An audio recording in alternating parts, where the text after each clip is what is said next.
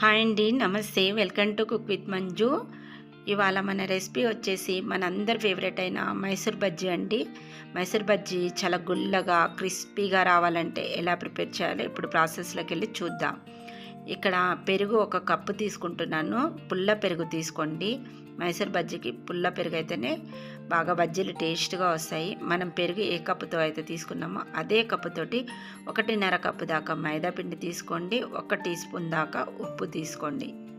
తర్వాత 1/2 tea spoon వంట soda వేసుకోవాలి. వంట సోడా అనేది కొంచెం ఎక్కువగానే పడుతుందండి. అప్పుడే బజ్జీ అనేది బాగా గుల్లగా వస్తుంది. ఇప్పుడు ఈ పిండిని పెరుగులో బాగా కలిసేటట్టు కలుపుకోండి. ముందైతే పిండిని పెరుగులోనే కలుపుకోవాలి. కలుపుకున్న తర్వాత ఇందులోకి వాటర్ వేసుకోండి. వాటరు వేసుకునేటప్పుడు కూడా ఒకేసారి వేసుకోకండి. కొంచెం కొంచెం వాటర్ వేసుకుంటూ పిండిని కలుపుకోవాలి. మీరు వాటర్ అనేది ఒకేసారి వేసుకొని కలుపుకుంటే పిండి అనేది బాగా పలుచగా అయిపోతుంది అండ్ సరిగా కలవదనమాట. పిండి ఉంటలుగా ఉంటుంది. అందుకని కొంచెం కొంచెం వాటర్ వేసుకుంటూనే పిండి అనేది కలుపుకోవాలి. ఇలా కలుపుకున్న తర్వాత ఇప్పుడు మళ్ళీ ఇంకొంచెం వాటర్ వేసుకోవాలి. ఇలా మధ్యలో వాటర్ వేసేసుకుంటూ కలుపుకోవాలి. పిండి అనేది ముందు కొంచెం టైట్గా ఉండేటట్టే కలుపుకోవాలండి. ఇక్కడ చూస్తున్నారు కదా, కొంచెం ఇలా ఉండాలి. పిండి టైట్గానే ఉండాలి. ఇప్పుడు మనము ఈ పిండిని బీట్ చేసుకోవాలి. ఇలా ఎంత బాగా బీట్ చేసామో పిండిని, బజ్జీ అనేది అంత బాగా కుదురుతాయి. బాగా క్రిస్పీగా వస్తాయి, గుల్లగా వస్తాయి. లోపల ఉంటలేమీ లేకుండా ఉంటుంది బజ్జీలు ప్రిపేర్ చేసుకున్నప్పుడు. ఇలా బాగా బీట్ చేస్తూ ఒక 5 నిమిషాల వరకు పిండిని కలుపుకొని ఈ బౌల్కు సైడ్ కంటుకున్న పిండి అంతా ఇలా పిండిలో వేసేసుకోండి. తర్వాత మూత పెట్టేసుకొని 1 గంట సేపు వరకు కూడా నానబెట్టేసుకోవాలి. గంట కాకుండా మీకు టైం ఉంటే ఒక 2 గంటల సేపు అయినా నానబెట్టేసుకోండి. ఎంత బాగా నానితే అంత బాగా వస్తాయి మైసూర్ బజ్జీలు. పైన కొంచెం ఇలా బబుల్స్ వస్తున్నాయి కదా, అలా ఉండాలన్నమాట బ్యాటర్ అనేది. ఇప్పుడు ఇందులోకి 1 టేబుల్ స్పూన్ వరకు నేను పచ్చి నూనె వేసుకున్నాను.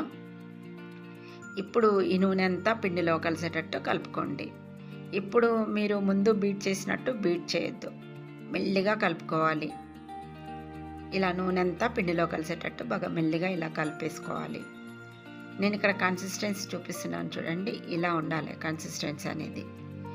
ఇప్పుడు మనము ఒక బౌల్లోకి కొంచెం వాటర్ అనేది తీసుకోవాలి. బజ్జీలు వేసేటప్పుడు ఈ వాటర్లో చెయ్యి ఇలా డిప్ చేసేసుకొని ఒకటే సైడ్ నుంచి పిండి తీసుకొని బజ్జీలు వేసుకోవాలి. ఈలోగా మనం ఆయిల్ కూడా హీట్ చేసుకొని పెట్టేసుకోవాలి. ఆయిల్ ఎక్కువ హీట్లో పెట్టకండి. ఎక్కువ హీట్లో పెట్టారంటే బజ్జీలు వేసిన వెంటనే మంచి కలర్ వచ్చేస్తాయి. మనకు వేగిపోయిన అన్నీ తీసేసినాం అనుకోండి, లోపల ఉంటలుగా ఉంటుంది, పచ్చిగా ఉంటాయి. అందుకని మీడియం హీట్లోనే ఈ మైసూర్ బజ్జీ అనేది వేపుకోవాలి.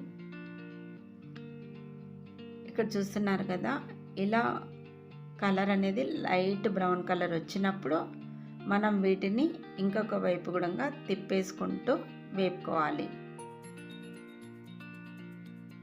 ఇలా అన్ని వైపులా కూడా మంచి కలర్ వచ్చేంత వరకు వేపుకోవాలి. ఫ్లేమ్ను పెంచొద్దు, మీడియం ఫ్లేమ్లోనే వేపుకోవాలి. ఇక్కడ చూస్తున్నారు కదా, ఈ కలర్లో రావాలి బజ్జీలు. నేనైతే ఇక్కడ మనం మాస్టర్స్ వేసుకున్నట్టు అంత పర్ఫెక్ట్గా అయితే వేయలేమండి, కానీ మనము ప్రాక్టీస్ చేస్తూ ఉంటే మనకు కూడా వచ్చేస్తుంది. ఇలా మంచి కలర్ వచ్చిన తర్వాత వీటిని తీసి టిష్యూ పేపర్లోకి వేసేసుకోండి.